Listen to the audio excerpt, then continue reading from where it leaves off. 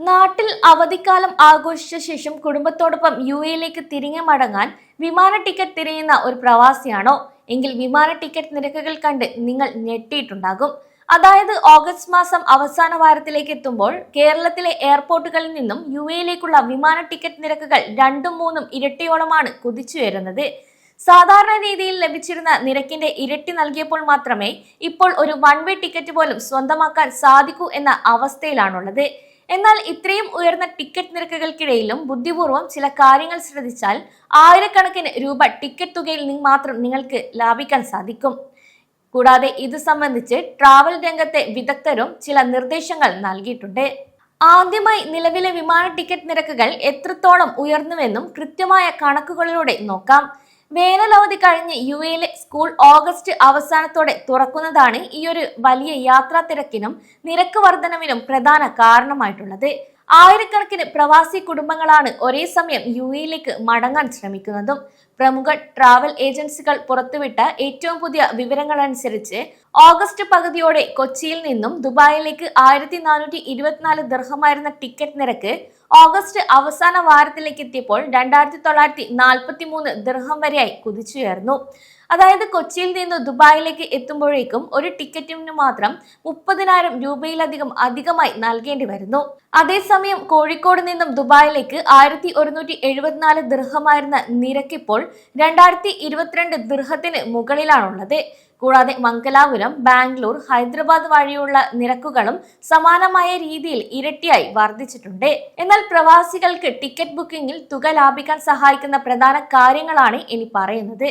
ഒന്നാമതായി ആഴ്ചയിലെ mid week ദിവസങ്ങൾ യാത്രയ്ക്കായി തിരഞ്ഞെടുക്കുക എന്നതാണ്. നമ്മളിൽ ഭൂരിഭാഗം പേരും വെള്ളിയാഴ്ച, ശനിയാഴ്ച, ഞായറാഴ്ച എന്നീ ദിവസങ്ങളിലാണ് വിമാനയാത്രകൾ കൂടുതലായും പ്ലാൻ ചെയ്യുന്നത്. ഇത് കാരണം വാരാന്ത്യങ്ങളിൽ ടിക്കറ്റ് നിരക്കുകൾ വളരെ കൂടുതലായിരിക്കും. എന്നാൽ ചൊവ്വയോ ബുധനോ യാത്രയ്ക്കായി തിരഞ്ഞെടുക്കാൻ ശ്രദ്ധിച്ചാൽ ടിക്കറ്റ് നിരക്കിൽ ഗണ്യമായ ഒരു കുറവ് തന്നെ ലഭിക്കും. കൂടാതെ വാരാന്ത്യങ്ങളേക്കാൾ 20 മുതൽ 30% വരെ നിരക്കും കുറവായിരിക്കും. രണ്ടാമതായി പറയുന്നത് ബദൽ എയർപോർട്ടുകൾ താരതമ്യം ചെയ്യുക എന്നതാണ്. നിങ്ങൾ കൊച്ചിയിൽ നിന്നും ദുബായ് ഇന്റർനാഷണൽ എയർപോർട്ടിലേക്ക് ടിക്കറ്റ് നോക്കുമ്പോൾ ഉയർന്ന നിരക്കാണെങ്കിൽ ഷാർജ അല്ലെങ്കിൽ അബുദാബി സായിദ് ഇന്റർനാഷണൽ എയർപോർട്ടുകളിലേക്കുള്ള ഫ്ലൈറ്റ് നിരക്കുകൾ കൂടി പരിശോധിക്കണം. കാരണം പലപ്പോഴും ദുബായിലേക്ക് വരുന്നതിനേക്കാൾ വളരെ കുറഞ്ഞ നിരക്കിൽ അബുദാബിയിലേക്കോ ഷാർജയിലേക്കോ ടിക്കറ്റുകൾ ലഭ്യമാകാറുണ്ട്. അവിടെ വന്നിറങ്ങിയ ശേഷം യുഎയിലെ മറ്റ് എമിറേറ്റുകളിലേക്ക് ടാക്സി വഴിയോ അല്ലെങ്കിൽ പൊതുഗതാഗതം വഴിയോ യാത്ര ചെയ്യുന്നത് സാമ്പത്തികമായി വലിയൊരു ലാഭമുണ്ടാകും. മൂന്നാമതായി ശ്രദ്ധിക്കേണ്ടത് വൺ വേ ടിക്കറ്റുകൾക്ക് പ്രത്യേകം ബുക്ക് ചെയ്യുക എന്നതാണ്. സാധാരണ നമ്മൾ ഒരുമിച്ച് റിട്ടേൺ ടിക്കറ്റുകൾ ബുക്ക് ചെയ്യുമ്പോഴാണ് ഉയർന്ന നിരക്കുകൾ വരുന്നത്. എന്നാൽ വരുന്നതിനും പോകുന്നതിനും വെവ്വേറെ എയർലൈനുകളുടെ വൺ വേ ടിക്കറ്റുകൾ നോക്കുകയാണെങ്കിൽ തുക കുറയാൻ സാധ്യതയുണ്ട്. ഉദാഹരണം നോക്കുമ്പോൾ ഒരു ബജറ്റ് എയർലൈനും അതുപോലെ തിരികെ വരുമ്പോൾ മറ്റൊരു എയർലൈനും തിരഞ്ഞെടുക്കുന്നത് ചില അവസരങ്ങളിൽ പ്രവാസികൾക്ക് ലാഭകരമാകാറുണ്ട്. നാലാമതായി പറയുന്നത് പ്രയാസകരമല്ലെങ്കിലും കണക്റ്റിംഗ് വിമാനങ്ങൾ പരിഗണിക്കുക എന്നതാണ്. ഡയറക്റ്റ് ഫ്ലൈറ്റുകൾക്ക് വലിയ നിരക്കുള്ള സമയങ്ങളിൽ ഒമാൻ, ഖത്തർ അല്ലെങ്കിൽ മറ്റ് GCC രാജ്യങ്ങൾ വഴി കണക്റ്റിംഗ് ഫ്ലൈറ്റുകൾ തിരഞ്ഞെടുക്കുന്നത് കുടുംബവുമായി യാത്ര ചെയ്യുന്നവർക്ക് വലിയൊരു തുക തന്നെ ലാഭിക്കാൻ സഹായിക്കും. അഞ്ചാമതായി ശ്രദ്ധിക്കേണ്ടത് സാധ്യമെങ്കിൽ യാത്രാ തീയതികളിൽ അല്പം ഫ്ലെക്സിബിലിറ്റി വരുത്തുക എന്നതാണ്. അതായത് സ്കൈ സ്കാനർ പുറത്തുവിട്ട അന്താരാഷ്ട്ര പഠനങ്ങൾ അനുസരിച്ച് ഓഗസ്റ്റ് അവസാന വാരത്തിന് പകരം സെപ്റ്റംബർ ആദ്യ വാരത്തിലോ അല്ലെങ്കിൽ ഓഗസ്റ്റ് 31 ശേഷമോ യാത്ര പ്ലാൻ ചെയ്യാൻ സാധിക്കുന്നവർക്ക് ഒരു കുടുംബത്തിന് 2000 ദിർഹത്തിലധികം, അതായത് ഏകദേശം 1,00,000 രൂപയിലധികം ലാഭിക്കാൻ സാധിക്കും. സ്കൂൾ തുറക്കുന്ന ആദ്യ അല്ലെങ്കിൽ 2 ദിവസം കഴിഞ്ഞ് യാത്ര ചെയ്യാൻ അനുവാദമുള്ളവർക്ക് ഈ ഒരു ഓപ്ഷൻ വലിയൊരു സാമ്പത്തിക ഇളവ് തന്നെയാണ് നൽകുന്നതും.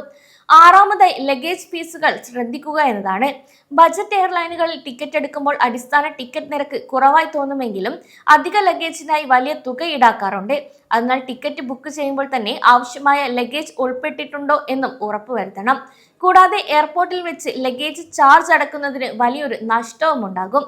അല്പം മുൻകൂട്ടി പ്ലാൻ ചെയ്യുകയും അതുപോലെ എയർപോർട്ടുകളും യാത്രാ ദിവസങ്ങളും മാറ്റി പരിശോധിച്ച് ടിക്കറ്റുകൾ എടുക്കുകയും ചെയ്താൽ ഈ ഒരു കടുത്ത നിരക്ക് വർധനവിടക്കിടയിലും പ്രവാസികൾക്ക് വലിയൊരു തുക തന്നെ ലാഭിക്കാൻ സാധിക്കും.